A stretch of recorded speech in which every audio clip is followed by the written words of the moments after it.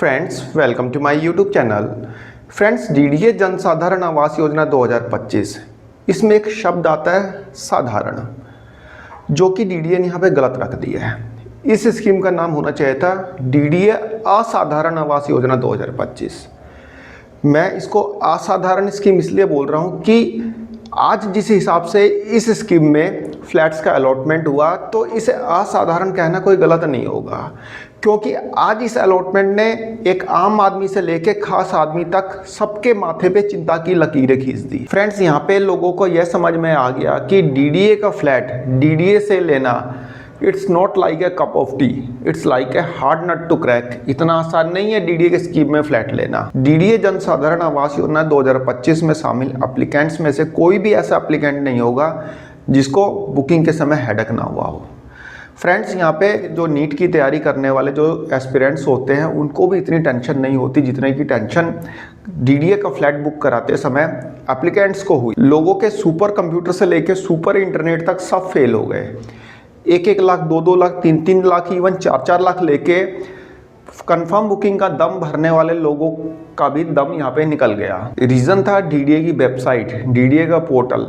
DDA के portal ने लोगों को इतना छकाया कि लोग 4-4, 5-5 घंटे बिना खाए पिए सिस्टम के आगे बैठे रह गए। फ्रेंड्स, डीडीए के पोर्टल पे बुकिंग 12 बजे से स्टार्ट होनी थी, लेकिन 11 बजे से ही डीडीए के पोर्टल ने अपना रंग दिखाना स्टार्ट कर दिया। 11 बजते ही डीडीए के पोर्टल पे इतने हिट होने शुरू हुए कि सर्वर का दम फूलने लग गया, और जो फ्लैट्स उम्मीद थी कि 1 से 2 मिनट में ख़त्म हो जाएंगे, वे 2-2, 2.5 घंटे तक अनसोल्ड हमें डीडीए के पोर्टल पे दिखाई दे रहे थे। डीडीए के सर्वर ने एक ऐसा खेल खेला कि 50% जो एप्लीकेंट्स थे वे तो लॉगिन ही नहीं कर पाए, और जो लोग लॉगिन नहीं कर पाए उनके सामने सिर्फ एक ही समस्या थी कि भाई लॉगिन नहीं कर पा रहे, कभी कैप्चा गलत दिखा रहा है, कभी कुछ दिखा रहा है, कभी इनवैलिड क्रेडेंशियल दिखा रहा है। उनके सामने तो सिर्फ एक ही समस्या थी, लेकिन जिन लोगों ने डीडीए के पोर्टल में लॉगिन कर लिया था उनके सामने तो समस्याओं का अंबार था। जी हाँ फ्रेंड्स, समस्याओं का अंबार था।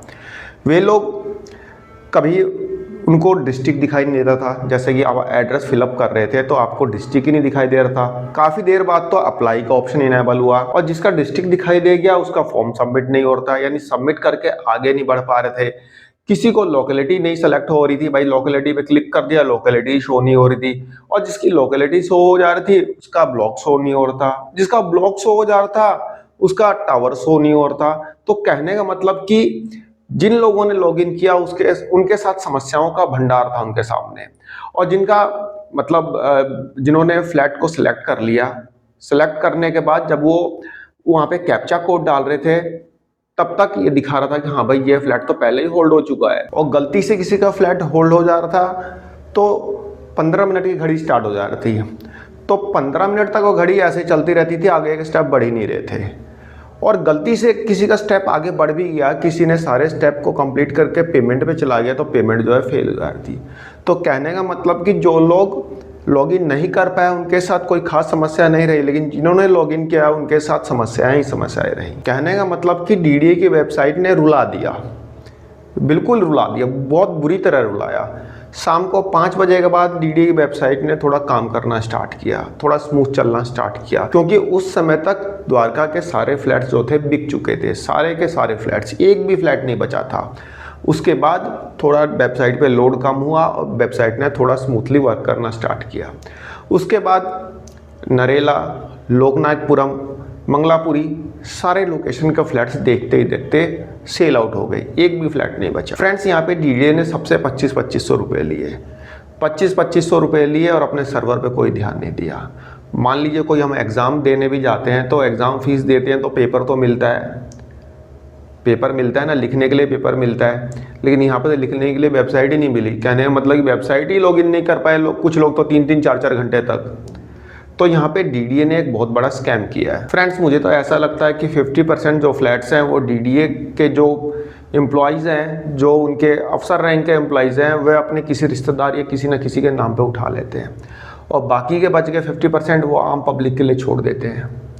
फ्रेंड, जैसे कि IRCTC पे जब तत्काल टिकट का टाइम स्टार्ट होता है तो IRCTC की वेबसाइट नहीं चलती, लेकिन वहीं पे जो काउंटर पे बैठा हुआ क्लर्क होता है वह टिकट बना के दलालों को भेज देता है।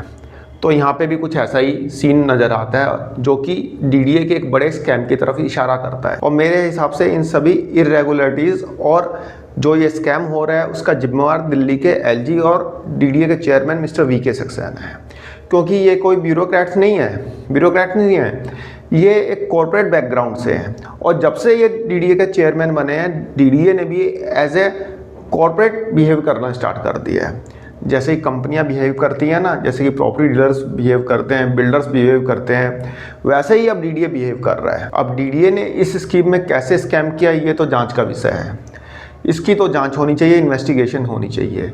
मेरे को तो ये लगता है डीडीए ने प्राइमरी सर्वर पर से मेन ट्रैफिक हटा के सेकेंडरी सर्वर पर डाल दिया और मेन सर्वर से इन लोगों ने अपने फ्लैट्स बुक कर दिए, क्योंकि कोई ऐसा बंदा नहीं था जिसकी मतलब वेबसाइट जो है स्मूथली चली हो, जिसको शुरू के 2 घंटे में फ्लैट बुक हुए हों। मेरे को लगता है इनकी अपनी सेटिंग थी, इन्होंने अपने फ्लैट्स बुक कर लिए, और जो कि एक बहुत बड़ा स्कैम है। डीडीए जो बनाई गई थी वह आम लोगों के लिए बनाई गई थी। डीडीए को कॉन्स्टिट्यूट इसलिए किया गया था, लेकिन यहाँ पे तो डीडीए बड़े बड़े लोगों का साथ दे रही है। बड़े बड़े लोगों का भी नहीं, वे लोग भी बेचारे परेशान रहे। बड़े बड़े लोग तो खैर यहाँ पे ईडब्ल्यूएस में फॉलो ही नहीं करते, लेकिन जो डीडीए है इनके अपने कर्मचारियों की वजह से डीडीए ये एक बड़ा स्कैम कर रहा है यहाँ पे। फ्रेंड्स, डीडीए ने यहाँ पे आम लोगों की होप्स को पूरी तरह से ख़त्म कर दिया, पूरी तरह से। और डीडीए को यहाँ पे ऐसे ही छोड़ दिया जाए तो डीडीए अगली बार भी ऐसे ही करेगा, क्योंकि अगले जो फ्लैट्स आने हैं वो आने हैं कड़काडूमा में भी जो ईडब्ल्यूएस फ्लैट्स आएंगे वह टीओडी प्रोजेक्ट बेस्ड रहेंगे, और ये एक काफ़ी मतलब प्राइम लोकेशन रहेगी, क्योंकि बगल में 2 रूट्स की मेट्रो जा रही है। तो यहाँ पे डीडीए जो भी प्राइम लोकेशन के फ्लैट्स हैं वह इसी तरह गड़बड़ करके निकाल रहा है। फ्रेंड्स, मेरे हिसाब से यहाँ पे डीडीए के अगेंस्ट में लीगल एक्शन लेना चाहिए।